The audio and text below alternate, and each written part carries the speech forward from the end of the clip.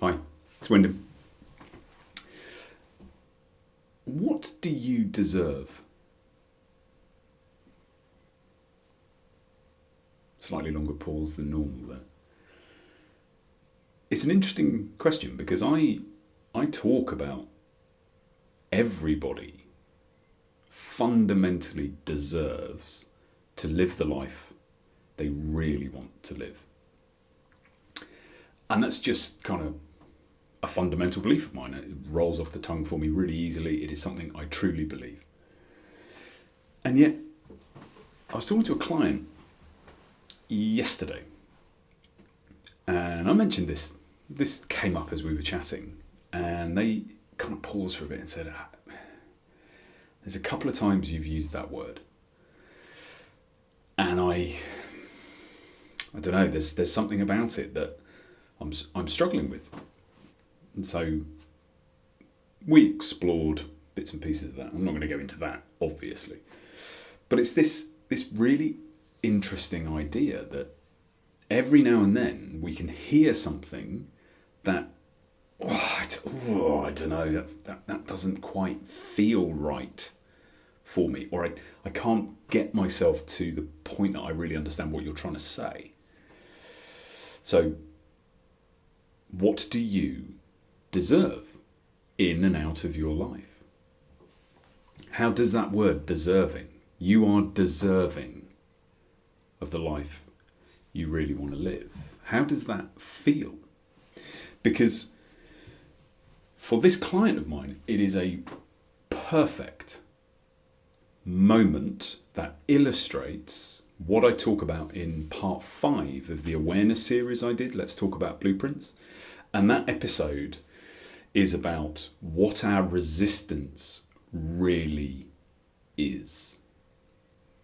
And I'll use this as an example. So there's this idea that I believe 100%. You deserve to live the life you really want to live. Now for my client, what's happening is, on the one hand, you've got this statement that I am making that I believe 100%. And that comes towards my client. And then my client's blueprint comes to meet it. And where there is a misalignment of those things, so this statement I have made, you deserve to live the life you really want to live, whatever it is, there's something in the blueprint that is a barrier to that. And what is in our blueprints? Well, our blueprints are studied throughout with the things we think we believe and the things we think to be true. Now, in that part 5 of the awareness series, I also talk about the fact that the beliefs we believe we hold and the truths we believe to be true have nothing to do with the truth. Those two things, beliefs and truths, are stabilisers, right? We as human beings crave certainty in a world that is chaotic.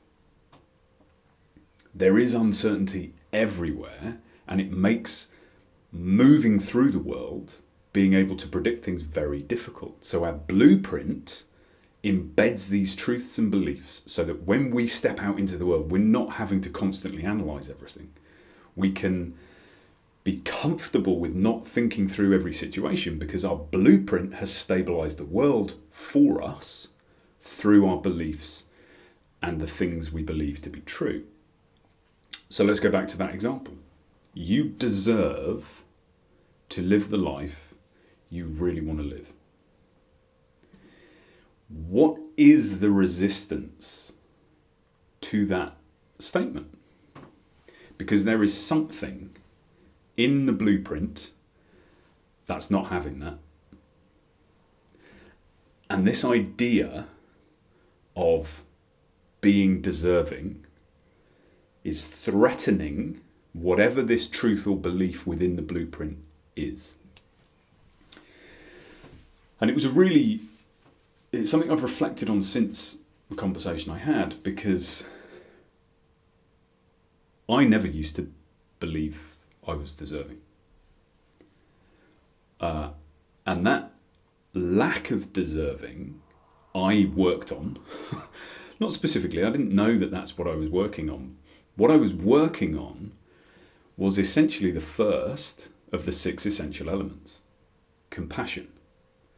Now, compassion, we often hear it spoken about like compassion for others, which is really important and really difficult to offer genuine compassion to everybody we meet until we have offered that compassion to ourselves. And compassion in this instance is the removal of judgment. Right? When we judge people, we shut down our thinking. We're not seeking to understand. We have pigeonholed, we've pushed them to the side. It stops us being interested in understanding the human being, and we essentially make them the behaviour or the language or whatever it is that we don't like. We limit them as a human being to those behaviours or language, whatever. We don't see the human being anymore. We see the pigeonhole. And that is true for us too. For such a long period of time, I didn't particularly like myself. I saw areas of my life that I was not succeeding in, labelled them failures, made that failure who I was. So I am no longer talking about Wyndham James, who is a complete human being with their points of excellence and their points of weakness. I'm talking about someone who has identified themselves just with the weaknesses, just with the failures. And this deserving piece cannot truly be embodied until we have exercised that self-compassion, that lack of judgment. And what happens when we do that is this deeper level within us becomes available. If we can approach ourselves from this perspective of, I'm a human being, I am a worthy human being. Everything that I am experiencing, it's okay, it's part of being a human being. I am more than the things that I do and the things that I say. I am worthy of love. My own love, self-love. When we allow ourselves to bridge to 10%, right? This particular thing for me was incredibly difficult, and without over-emphasizing this, it was the key to everything that came after it. Without this process, without this work, I wouldn't be doing what I'm doing now. But when we embrace this idea that, you know what, I'm good, I'm worthy, I'm worthy of my own love, and I am worthy of the love of other people. That's fundamentally what we're talking about. And that includes all the things I look back on and wish I hadn't done. All the things I look back on and I'm drawing as evidence to prove that I don't deserve, whatever it might be. We all have these, sealed off compartments in our brains where we have put the things we are most ashamed of, where we feel the most guilt around. And until we can open those doors, step in with nothing but compassion for the version of us that was in there, that did the thing we're so ashamed of, until we can do that, we will not be demonstrating genuine, true self-love. But once we have embraced all of those parts of us, because all of those parts of us were necessary to get us to where we are, as soon as we can embrace all of that,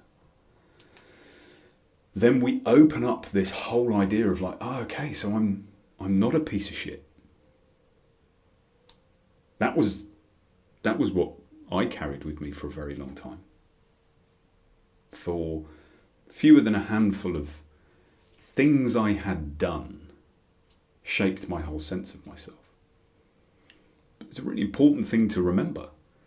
Every decision we ever make makes sense to us on some level at the time that we make it. And there will always be three types of outcome. There'll be the intended outcome, and we will achieve that to some degree or not. There is the unseen outcome, which we can only ever be made aware of by other people. And there's the unintended outcomes. We cannot avoid those unintended outcomes, especially when we're talking about actions and behaviours within relationships. And our world and our lives are about relationships of one type or another. So when we look back and judge ourselves overly harshly on something we have done in a relationship, it is so important to recognise there was a reason, a genuine reason why we acted the way we did. Now, we might look back and kind of go, I can't believe I did that. But somewhere within how we were brought up, the conditioning, the truths, the beliefs of our blueprint, how the world made sense to us at the time, somewhere in that is a perfectly reasonable explanation for why we did what we did. One, we've forgotten all of that nuance. And two, we're no longer that person. So to carry the burden of punishment of our younger selves into our current life, it doesn't serve us. And if we're not serving ourselves, if we are not creating an environment where we can genuinely be all we can be, or we can at least embrace the process of finding out as much of that as possible, if we are not doing that, then it isn't just us who is shortchanged. It is everybody who relies on us, who interacts with us, who randomly might bump into us. It is only when we get to a place where we can deeply love ourselves, all of ourselves, that we can really start embracing this idea of deserving the life we really want to live. I talk about those 6 essential elements, which are compassion, curiosity, and connection, awareness, acceptance, and intentional action. I talk about them, they don't have to be linear, how we approach them. But certainly in my experience, it is very difficult to do all of those other things if we are not embracing compassion and not starting with compassion for ourselves. Non-judgmental approach to bringing our curiosity to those parts of us that we've shut away because we feel guilt, we feel shame, we feel embarrassment, whatever it might be. They are all part of what has made you who you are. And they were all doing what made sense to them in the moment. All we're dealing with is the unintended outcomes and a set of outcomes that are no longer serving us. And I tell you, when you have that resistance, this concept of you deserve to live the life you really want to live, that's like, well, why wouldn't that be true? So we have the concept on one side, and if the idea within your blueprint does not match that, we're going to have conflict. And which would you rather? Would you rather live in a state where you believe you deserve the life you really want? Or would you rather live in a state where you go, no, I don't deserve that. No, I don't deserve. I want to be smaller. Oh, I can see these amazing things going on for other people, but I don't deserve that. Which would you prefer? Because there is a choice to be made, and you can be the person who believes they deserve. The way to do it? Start with self-compassion. Seek out those parts of you that you have boarded up.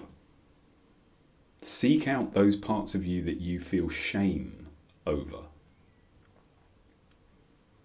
You know, in those rooms we hear these big clumping footsteps like there are monsters in there. It's just a younger version of you wearing big shoes. And they're terrified in the dark. So arm yourself with your flashlight. Get yourself in a calm place. and recognise that that part of you deserves love too. I leave you with that. I wish you a peaceful and joyful few days, and I will speak to you soon.